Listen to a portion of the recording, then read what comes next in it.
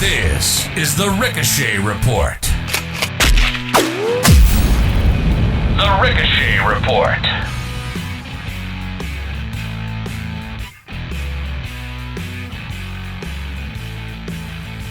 Welcome to the Ricochet Report, the show that talks everything and anything firearms. I'm your host, Brad.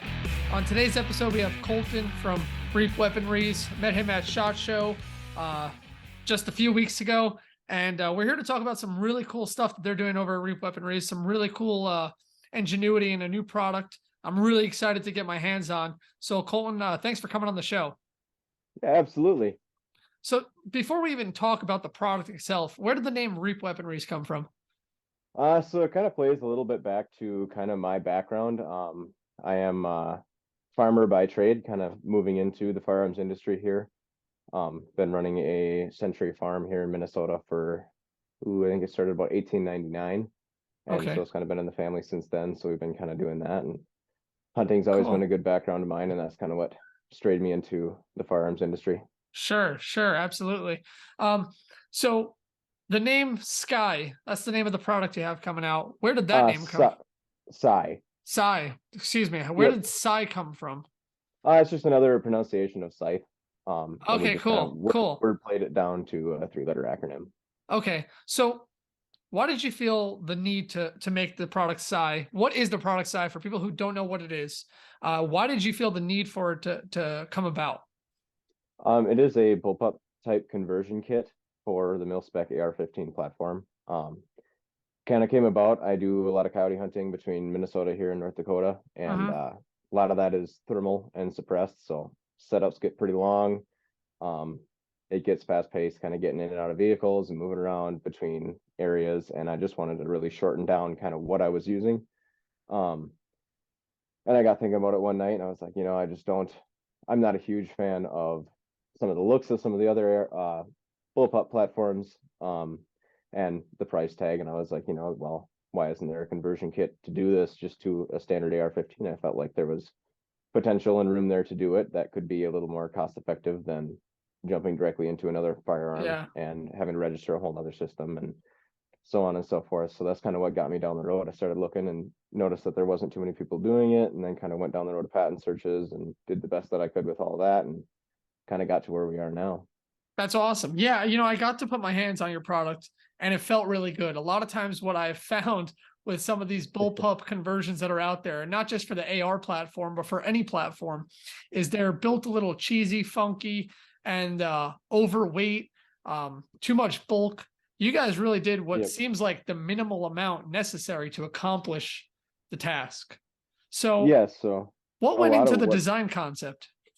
Yeah, so a lot of what we were kind of going for in the initial concept of it was, obviously a big issue with bullpups, and a big hurdle of bullpups, I guess I should say, is the trigger and the trigger feel and the function of all of that. There's a lot of moving parts. You're transferring a lot of motion over a pretty good distance, and trying to do it in a compact way is a bit challenging.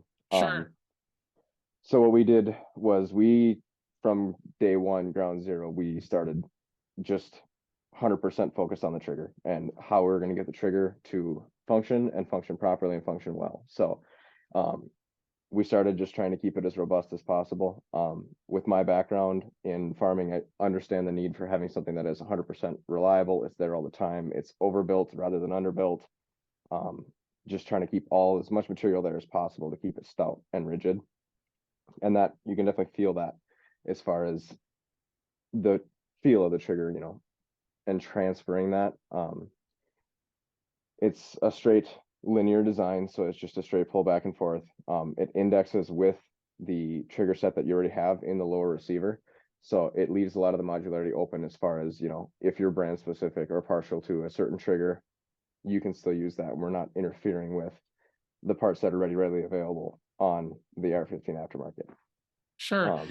And it makes a lot of sense going with the AR. So just for a couple of reasons. The first one being that it's probably the predominantly owned firearm, most popular, or one of the most popular ones that you're going to find across the US. And second, I mean, based off what you're saying for hunting, predator hunting, the 223 is probably an extremely popular caliber for that category of hunting. So you're kind of you're attacking two different markets right there alone. You're saying this is good for predator hunting because, like you said, if you're doing it at nighttime, which is when you want to be doing it, you're going to want to do it suppressed and thermals, and that can get long and heavy, and being able to make that all a compact setup makes a lot of sense. And then for the everyday guy who just owns an AR, likes to plink on the range, maybe trains, does some tactical training, you're covering that area too. You know, you want to try something new. This is bullpup. You already have it. You don't need to go out and buy something new, go through the FFL, do that whole process. So that's really cool that you're doing that.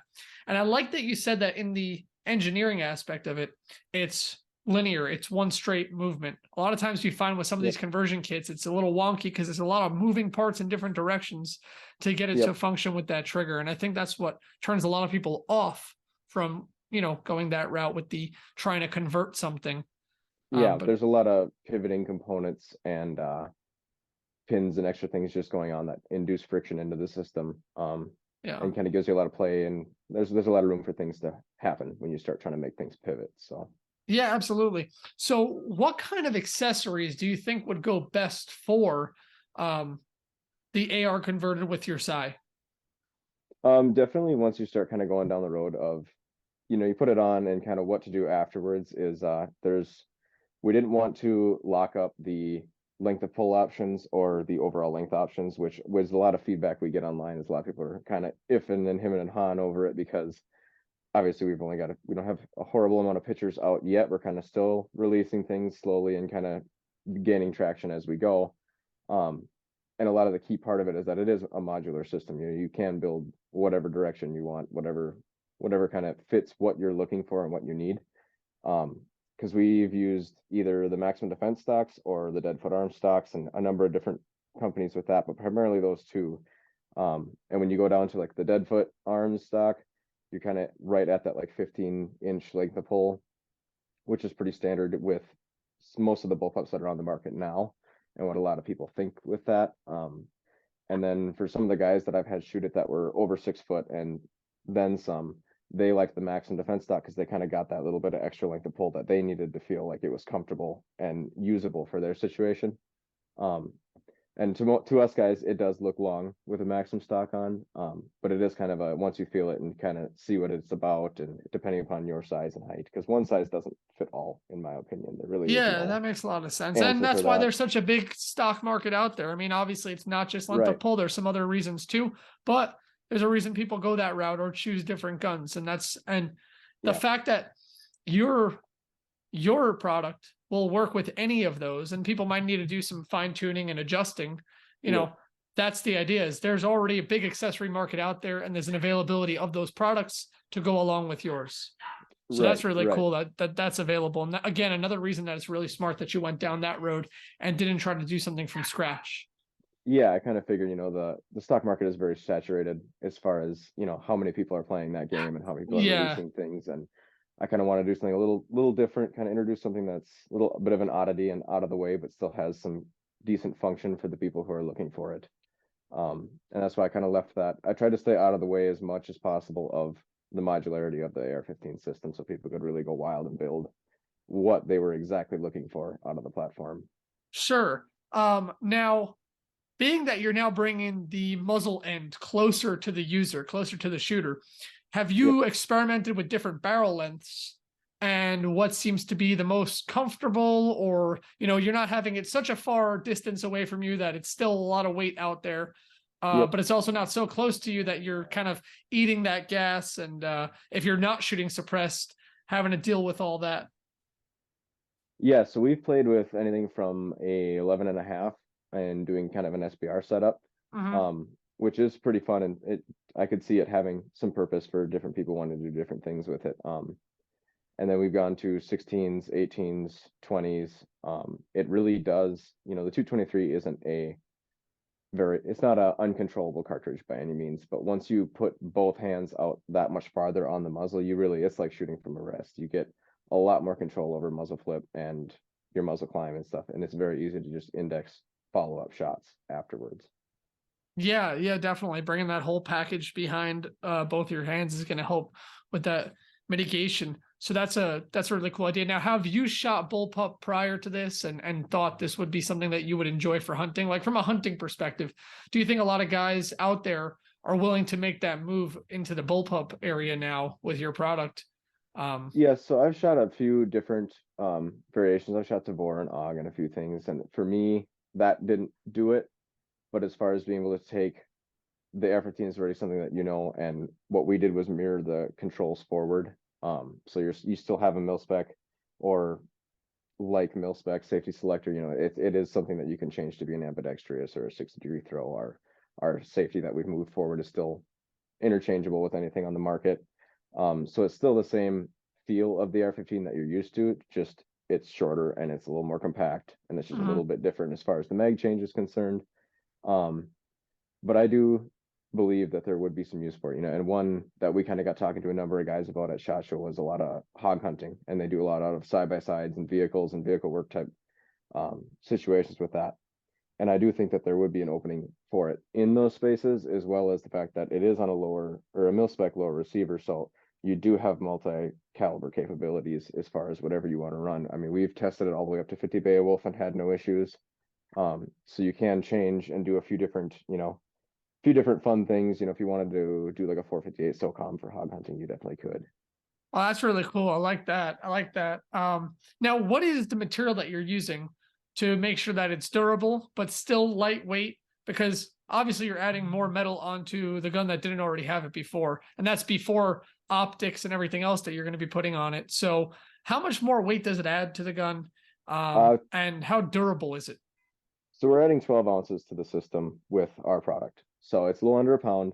The two main side panels of it are a fiber reinforced polymer, and we kind of went back and forth on that and kind of landed on something that's pretty, it's got some flexibility to it as far as if you are going to be using it in a cold situation, because that was kind of important to me to not have a brittle product as far as using it in a coyote hunting situation where you're going to be doing work and obviously it gets very cold up in these parts.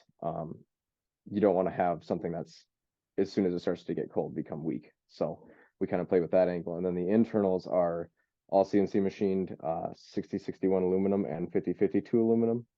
So everything's been kind of machined and kept as far as weight is concerned. That's been a priority. Cool. So going out hunting and also from my area where I do a lot more tactical training and stuff, and whether we're in sand pits, mud, stuff like that, how prone is this system to getting debris inside of it and still being able to function? Have you guys done some torture testing on the system? Yes, we have. We've got over 8,000 rounds through one on the same set of bushings. So what happens is the trigger actually rides in a bushing set that we machine out of acetyl Delrin, and they have cutaways for dirt to get a pathway for dirt to work itself out of the system. Cool. So, and the idea of that was also to keep it's a very low friction coefficient material. So to try and keep the trigger running as smooth and add as little weight to the trigger pull as possible is kind of how we move forward with that as well. So that was kind of a consideration in doing acetyl Delrin in those two places, was obviously the smoothness of the trigger and the operation of the trigger, but as well as being able to move the dirt and keep debris out of it. And even after 8,000 rounds, we didn't lose any tolerance. We were still running very well on the same set of bushings without cleaning it. So we haven't had much issue with that. And we tried to seal up the two fiber reinforced bodies as well as we could to keep debris out of it altogether. And we haven't had terrible much issue with getting much in there at all. That's fantastic. So what those properties, are they self-lubricating? What kind of maintenance needs to be done, if any? Yeah, so we are working, we actually met with some different suppliers at SHOT Show, and we are moving to a self-lubricating bushing before we release here. So they will be a self-lubricating kind of a, I can't remember exactly what it was, but I believe it's a graphite impregnated Delrin. I could be wrong on that, but it is impregnated with a lubricating aspect to itself. That's really cool. So, you know, you went to SHOT Show, you had a booth set up, but you also managed to get out of the booth and go talk to some, you know, potential business partners that are going to help you with this production. So that's what's really cool about SHOT Show itself is, you know, you go there with certain things in mind. Maybe you think you're a vendor and you're there to sell, and next thing you know, you find something that's going to interest you in many different ways. So pretty cool event that you can get all that done. Now, you had quite a few different displays set up at SHOT Show with some of the different setups that you could do with these guns. Yep. And I know you said each of your guys had some different favorites, whether it was because of their length of pull as an individual, a taller guy or a shorter guy. Have you guys experimented, moving aside from the hunting, with more of that tactical or law enforcement type setup, where you think that could potentially go into the market? Do you think there's a time and a place where possibly an agency might pick up this for their officers? Yeah, so we did have quite a few talks with people about that actually, and we're hoping to have availability to kind of stray that way, because that is something that is important to us as well. And we did have quite a few guys who were saying, just as far as being able to create a kind of a platform that would be a little better for room clearing. You can obviously shorten it down into an SBR, run it 3-yarder blackout, do a few different options there, and do kind of a nice short compact situation there, and still have an intermediate cartridge with a rifle that you already kind of know exactly how to run. And one benefit that we do have is that in the end of the day, it still is an AR-15, and it still retains in police squad cars is the same as an AR-15 always did. So there's no really re-indexing the patrol car to fit the system at all. Yeah, no, that's a very interesting point. Right. Now, what uppers will this work with? Will it work with all uppers? Is it only certain rail types that it'll work with, whether it's width or accessories that are on there? Anything interfere with it? It fits on M-Lock and key mod. Or we kind of have a mounting block that indexes onto that you adjust to index to, because once you index the mounting block onto the upper receiver, then we still have two more quick takedown pins, mil-spec takedown pins that just are retained in the body of the SI that you can pop and change uppers as you go, or open it up to clean it and maintain your lower receiver and trigger group, whatever you need. So you're not, locked together as a solid rifle once it's attached by any means. Sorry, what was your question again? No, it was lost track of it there for a second. No, that's totally fine. I was more so like, what accessories wouldn't work or impede this device from working? Yeah, so what we've been running with a lot is the extruded rails. When you start getting into the big, wide, heavy comfort grip style extruded rails, that kind of doesn't work as well in the system because it drops down too low from the upper receiver. So it's kind of the slimmer fit. They're pretty common, kind of the same thing that Bear Creek and PSA and them guys are kind of running for an extrusion on the rail. It does have quite a bit of room to kind of work with a lot of the other ones. We haven't had too much issue indexing with some until you get to some really wacky stuff.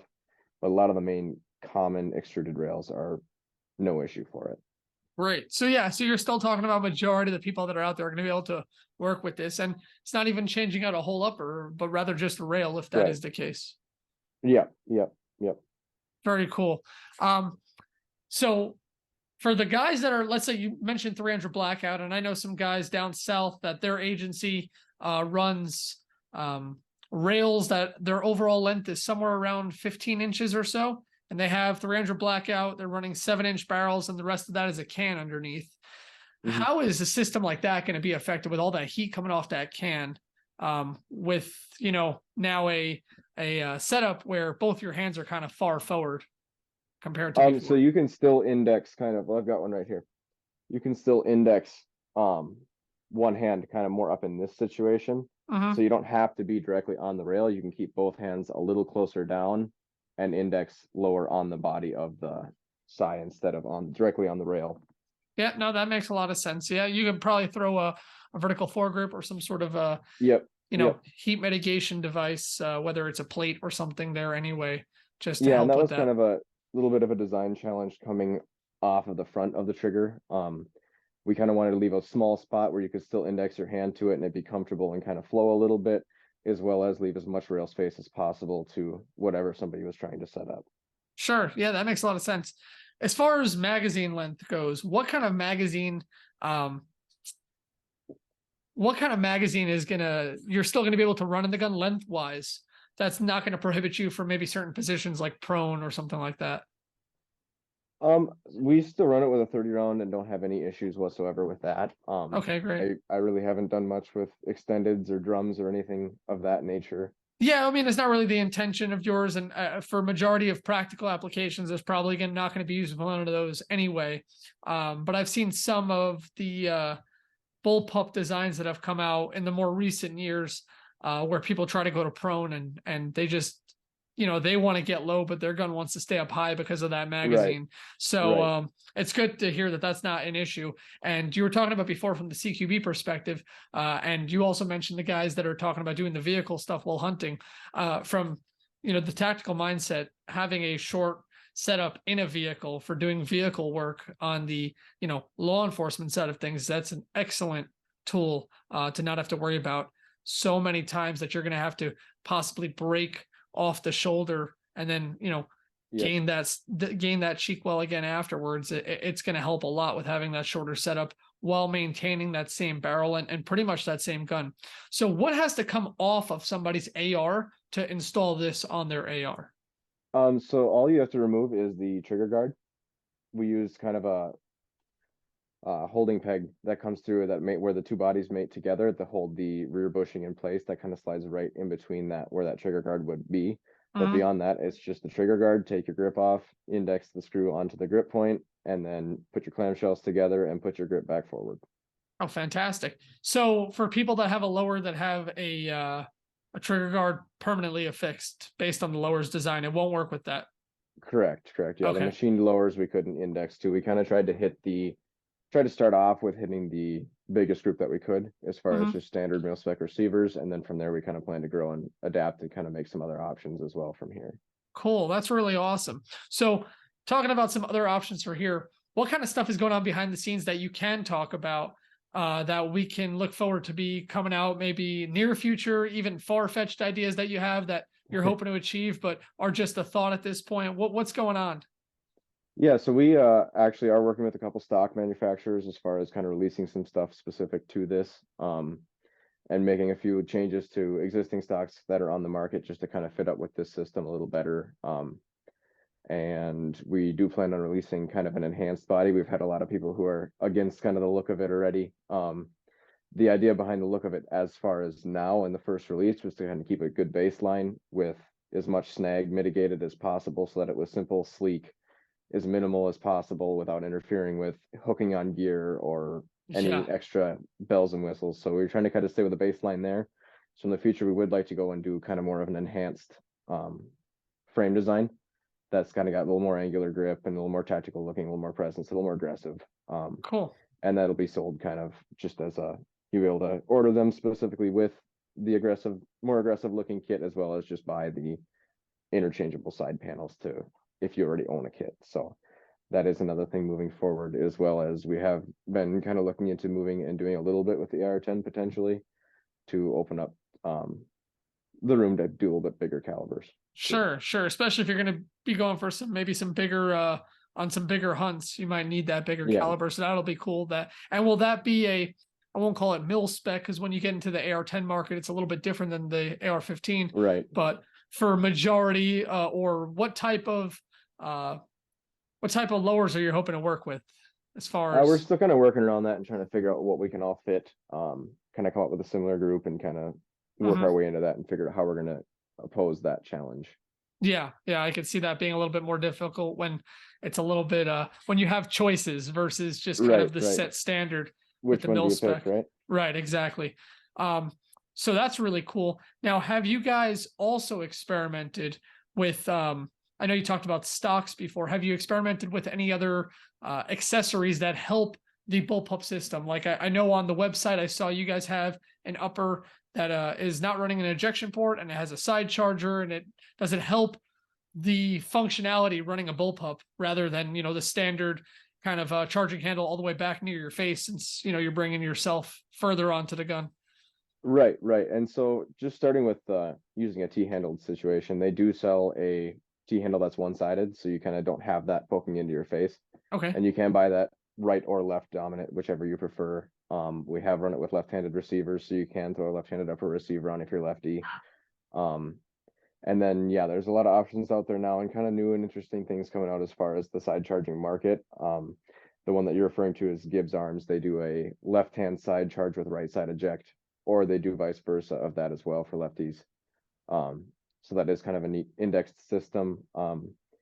as far as bufferless, we've done the BRN 180 and the Foxtrot FM15, and that's kind of got an almost a HK style charging handle where it's further down the barrel. So we have done quite a bit with some of the different systems to kind of showcase that it does do a lot and fit with a lot. And we've done a lot of testing with those systems just to make sure that we're covered all the way and that it is a viable product and we can actually recommend it. That's awesome. What about, I don't know if you guys have experimented with this at all, but some of the AR9 uppers that fit on 15 lowers, have you guys experimented with any of those at all to see if it's like you have some sort of sub-gun market that you could possibly tap into also? Too deep into that quite yet. We do plan to kind of work on that. I don't see any reason why it wouldn't, as far as, you know, it's on a mil spec lower. That's really the only critical thing, is that as long as it's on a mil spec lower and your rails, an extrusion, it should be pretty good to go. Yeah, I was talking to Mean Arms at SHOT Show, and they interested me from the competition side. They have their upper, their AR, you know, their version of an AR9 upper that goes onto a mil spec AR15 lower, and you use their endo mags, which is just a PMAG converted to run 9, and now you'd have your system with theirs. That could be a really cool package, a nice little subgun setup. That's a real cool setup. It might be an experiment of mine on my own that I might have to throw together at some point to see how that comes into play. I think that'd be really cool. Yeah, and we're still kind of doing some experimental stuff too, playing with different builds and messing around a little bit here on our own too, kind of trying to make some exciting stuff out of it too. So how new are you guys as a company as a whole? So we did our soft launch in November, and then SHOT Show was our full launch, and kind of trying to get out there. So we've been working on this in the background for about 2 years. So this has kind of been our first to get up and go. We're doing a pre-order right now. That's going to end in March, and everything's going to be sent out in March here. That's awesome. Yeah, I'm really excited. And I got to say, you know, looking at your website, it looks real professional. It's well put together, and it's not too much. It's not too much fluff. I can't stand that. What you have is up front and center is the product. And I do like the quality of your video that you have on there. A lot of times I think people cheap out on that, and that's going to help a lot. But getting to see that product up close and function, you could tell just by looking at it that it doesn't look cheesy. It doesn't look cheaply made. So I think a lot of people are going to actually enjoy this and have success with it, unlike some of the other ones that are out there and available. So I do wish you a lot of luck on that. Now, speaking of the website, where can people find your product? Where can they purchase your product? How can they reach out to you? Let's start with the website. What's the website called? The website is reapweaponries.com. And you can jump on the pre-order there. If everybody's interested in dealership stuff, as far as if you're an FFL dealer and want to kind of do a little bit with the gun shop and stock, or interested in stocking our products, they're definitely open to that. We do have pricing for that and everything going too. And we are doing updates, and we'll have a media page started here very shortly on the website as well. Cool. Anywhere else they can find you? Instagram, YouTube, things like that? Yeah, we got a YouTube, or not a YouTube, excuse me, Instagram and a Facebook as well, both self-titled Reap Weaponries. Reap Weaponries. Awesome. Well, Colton, thank you for coming on the show. I wish you a lot of luck. I look forward to trying your product myself. Anything you want to tell anybody before we wrap this episode up? I just appreciate you looking at us and giving us a chance, and, you know, checking out what we got going on, and hope to get some media and stuff out there for everybody to see more of what we're doing. Awesome. Well, Colton, thank you for coming on the show. Wish you lots of luck. I hope to see Reap Weaponries next year at SHOT Show, even bigger than this past year. And I look forward to trying your product out myself. And I'll be talking to you real soon. Yeah, thank you. You have a nice night. All right, take care. You too. You're listening to the Ricochet Report.